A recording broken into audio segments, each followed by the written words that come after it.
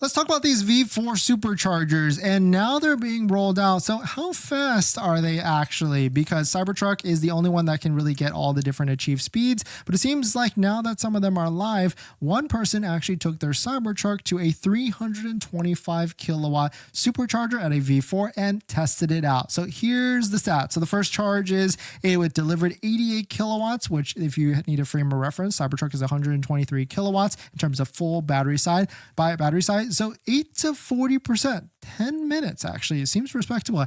8 to 80%, which is perfect amount of time for a daily drive, or sorry, perfect amount of time for a road trip, 35 minutes. We can see that here's what I was talking about yesterday, the different peak of all the different supercharging rates. So when you plug it in, yes, it could peak all the way to that 321, 323, but as it starts to charge up the battery, it will start to taper off. And so you can see when it gets to like 50%, you're only getting 143 kilowatts. And then once it hits like 80%, you're getting 95 kilowatts. So it's actually 95 kilowatts is not bad, but it is. So that's why when you're on a road trip or anything like that, you typically, like I would probably unplug around here and just move on to the next location to charge up again, because typically you're gonna have to stop anyways, especially because we have a dog and we take our dog on road trips and we want to let them out and walk around and everything like that. But a very interesting move here, and maybe hopefully we'll start to see other vehicles, other Tesla vehicles achieve these fast rates of supercharging at a full 325 kilowatts. But more than likely, none of the vehicles besides the Cybertruck are going to be able to do that.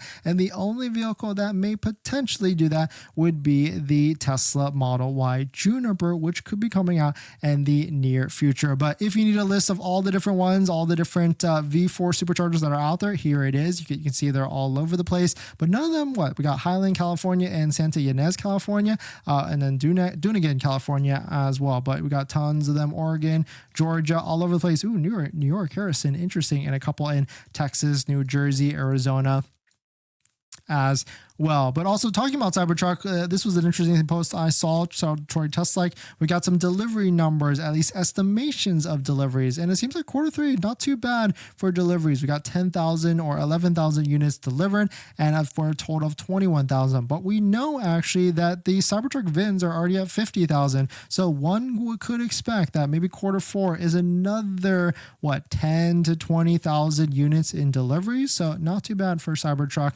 And the question is now, will these deliveries keep going into next year? Because there's a lot of competition in the truck space, and a lot of that competition is giving away those trucks. I mean, we got Ford F-150 Lightning. We're seeing deals all over the place, like $300, $400, maybe even as low as $100 a month. If you put the right amount down, it is getting pretty crazy indeed.